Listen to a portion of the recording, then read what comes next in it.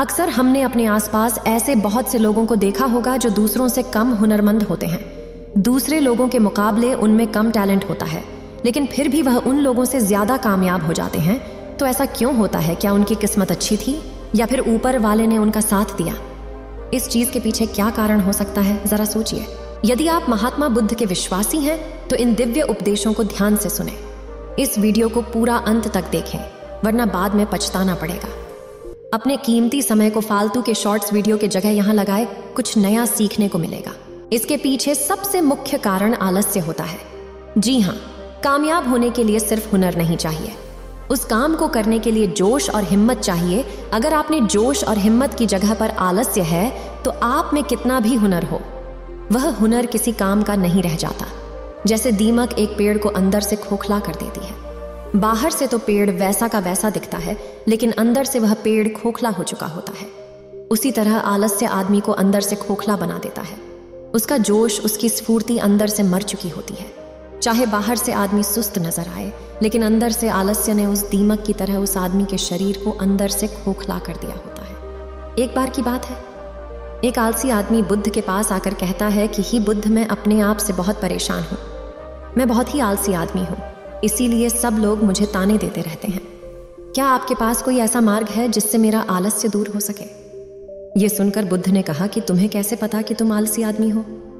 इस बात का उत्तर देते हुए आदमी बोला कि हे बुद्ध, सब लोग मुझसे कहते रहते हैं कि तू बहुत आलसी आदमी है, तुझसे कोई काम ठीक से नहीं होता, तू हर काम को टालता रहता है और भी न जाने क्या क्या बातें कहते रहते हैं। यहाँ तक कि मेरे परिवार के लोग भी मुझे आलसी आदमी कहकर पुकारते हैं। यह सुनकर बुद्ध उस आदमी से पूछते हैं कि तुम्हारे पास आलसी होने का कोई प्रमाण है? क्या तुम ही सिद्ध कर सकते हो कि तुम एक आलसी आदमी हो? यह सुनकर आदमी कहता है कि हे बुद्ध, मैं कभी भी सुबह जल्दी नहीं उठ पाता और हर काम को टालता रहता हूं। मुझे लगता है कि आलसी होने के लिए यह प्रमाण काफी होगा। इस आदमी की बातें सुनकर बुद्ध कहते हैं कि आलस्य को समझने के लिए हमें यह जानना होगा कि आलस्य क्या है और वह किसी आदमी के शरीर में कैसे जन्म लेता है। अगर कोई आदमी किसी काम में पूरा मन नहीं लगा पा रहा, उसमें उस काम के प्रति जोश नहीं है, उत्साह नहीं है, तो उसका कारण आलस्य होता है। आलस्य जोश और उत्साह का विपरीत होता है। इसे समझने के लिए हमें यह जानना अति आवश्यक है कि आलस्य आदमी के शरीर में दो स्तर पर जन्म लेता है, शारीरिक स्तर और मानसिक स्तर। यह कहते हुए बुद्ध ने उसे समझाना शुरू किया कि सबसे पहले शारीरिक स्तर पर आलस्य को समझते हैं। इसके बाद बुद्ध ने अपने धम्म के भिक्षुओं की तरफ इशारा करते हुए कहा कि तुम जरा गौर से इन भिक्षुओं का चलना, उठना, बैठना और लेटना देखो। इन भिक्षुओं के चलने में एक तालमेल होता है, एक लय होती है, एक आनंद होता है। और जब बैठने की मुद्रा में होते हैं तो इनकी रीढ़ की हड्डी सीधी होती है और गर्दन थोड़ी सी उठी हुई होती है, और वहीं पर जमीन लेटते हैं तो इनका पूरा शरीर एकदम शांत और स्थिर होता है। और वहीं जब एक आलसी आदमी चलता है तो वह एकदम झुका हुआ, थका थका और बिना आनंद के चल रहा होता है। याद रखो, 70% आलस्य हमारे उठने, बैठने, चलने और लेटने से तय होता है। अगर हम अपनी इन आवश्यकताओं को समझ लेते हैं और होशपूर्वक चलने, उठने और बैठने का अभ्यास करते हैं, प्रयत्न करते हैं, तो हमारा 70% आलस्य दूर हो जाता है। शारीरिक स्तर पर आलस्य का दूसरा मुख्य कारण होता है सही नींद न लेना। अक्सर हमें पता ही नहीं होता कि हमें कितनी देर सोना है। याद रखो, एक मानव शरीर को सीमित समय की नींद लेनी चाहिए। अगर वह सीमित समय से ज्यादा नींद लेता है तो भी वह आलस्य का शिकार होगा, और अगर वह सीमित समय से कम नींद लेता है तो वह आलस्य का शिकार होता ही है। यह सुनकर वह आदमी बोला कि हे बुद्ध, एक मानव शरीर को कितनी नींद लेनी चाहिए? इसका उत्तर देते हुए बुद्ध ने कहा कि एक मानव शरीर को 6 से 8 घंटे की नींद लेनी चाहिए। अगर आपका शरीर ज्यादा थका हुआ नहीं है तो 6 घंटे की नींद, अगर ज्यादा थका हुआ है तो 8 घंटे की नींद। इसी के साथ यह भी ख्याल रखना चाहिए कि सोने के लिए रात का समय निर्धारित किया गया है। कुछ लोग दिन में ही सो जाते हैं, जिसकी वजह से धीरे धीरे आलस्य उनके अंगों में समाने लगता है। शारीरिक स्तर पर आलस्य का तीसरा मुख्य कारण है सुबह जल्दी ना उठ पाना। पूरी प्रकृति, यहाँ तक कि पेड़ पौधे और पक्षी भी सुबह सूर्योदय होने से पहले जाग जाते हैं। यह हम पक्षियों को देखकर भी समझ सकते हैं कि प्रकृति ने मनुष्य के जागने का कौन सा समय निर्धारित कर रखा है। अगर हम सुबह जल्दी उठते हैं सूर्योदय होने से पहले उठते हैं तो हमारे शरीर में स्फूर्ति होगी, एक ताजगी होगी और हम हर काम में अपना मन लगा पाएंगे। यह सुनकर वह आलसी आदमी बोला कि हे बुद्ध, लेकिन मेरा काम ऐसा है जो मैं रात में कर पाता हूँ। इसी वजह से मैं रात में सही समय पर नहीं हो पाता और सुबह जल्दी नहीं उठ पाता, तो जिन लोगों का काम रात में होता है वह सुबह कैसे जल्दी उठ पाएंगे। यह सुनकर बुद्ध कुछ सोच विचार करते हैं और उसके बाद कहना शुरू करते हैं कि जिन लोगों का काम रात में होता है उन्हें अपना काम पूरा मन लगाकर करना चाहिए, और यदि ऐसे लोग रात में काम करके दिन में भी सोते हैं और सीमित समय की नींद लेते हैं तो वे भी आलस्य से बच सकते हैं। लेकिन रात में जितनी गहरी नींद आती है उतनी गहरी नींद दिन में नहीं आ पाती, क्योंकि दिन में शोर शराबा ज्यादा होता है जिससे आदमी गहरी निद्रा में नहीं जा पाता। इसीलिए जो आदमी दिन में सोता है उसे कुछ ऐसी व्यवस्था करनी चाहिए जिससे बाहर का शोर शराबा उसकी नींद में बाधा न बन सके। इसके लिए वो अपने कानों में रुई वगैरह पूछ सकता है जिससे बाहर की आवाज उसके कानों में न पड़े और वह गहरी निद्रा ले पाए। शारीरिक स्तर पर आलस्य का अगला मुख्य कारण होता है भोजन। सही समय पर और सही भोजन करना शरीर के लिए अति आवश्यक होता है।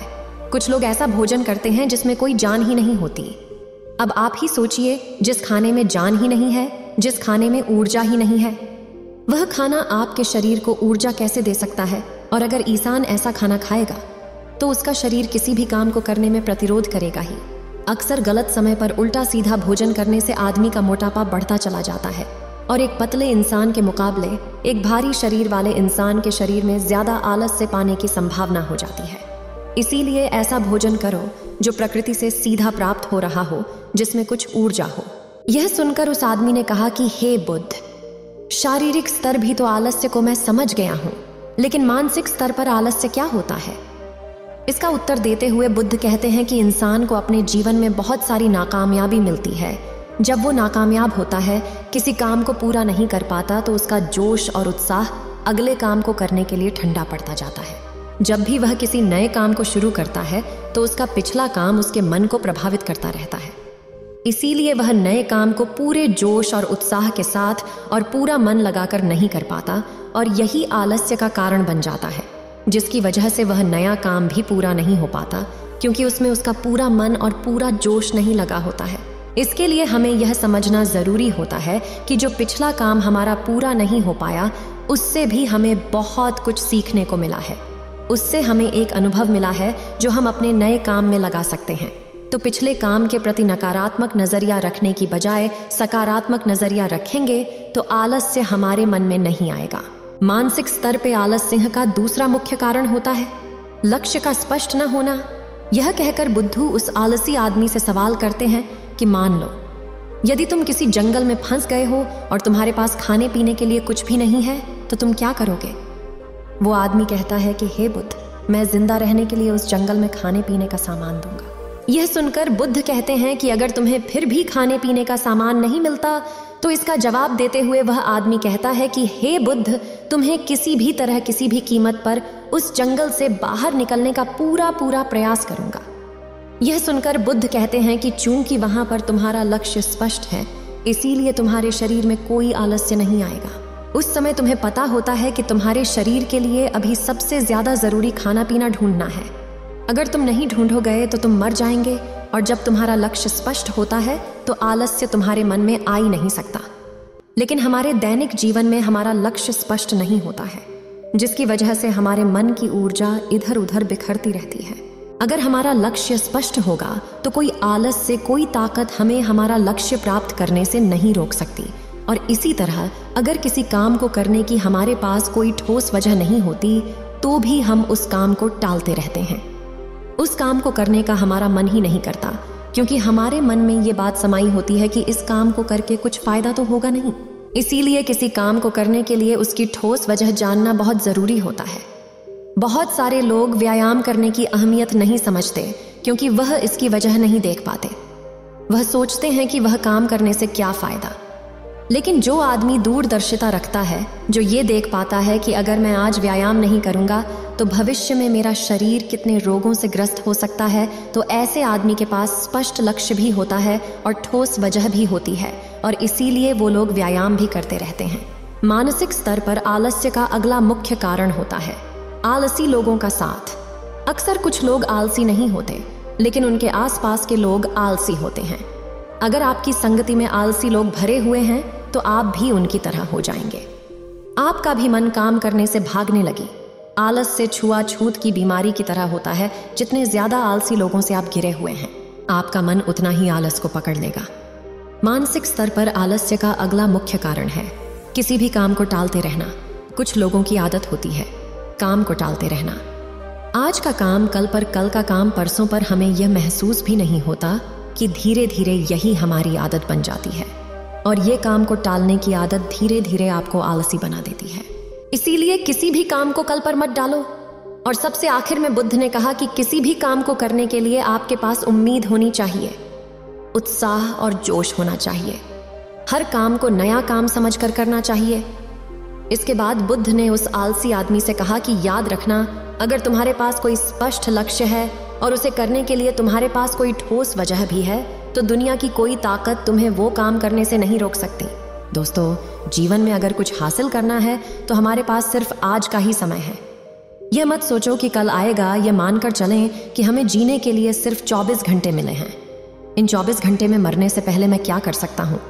यह समझ लीजिए कि एक एक सेकंड मिलकर 1 मिनट बनता है, और एक एक मिनट कर 1 घंटा बनता है, और घंटे दर घंटे एक पूरा दिन बनता है।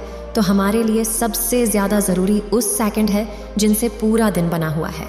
इसीलिए अपनी किसी भी सेकंड को बर्बाद मत करो, क्योंकि एक बार जो घड़ी बीत गई वह वापस लौटकर कभी नहीं आती। उम्मीद है आप सभी को यह वीडियो अच्छी लगी होगी। अगर आप बुद्ध के सच्चे विश्वासी हैं तो चैनल को सब्सक्राइब और वीडियो को लाइक करके कमेंट में नमस्ते लिख दीजिए।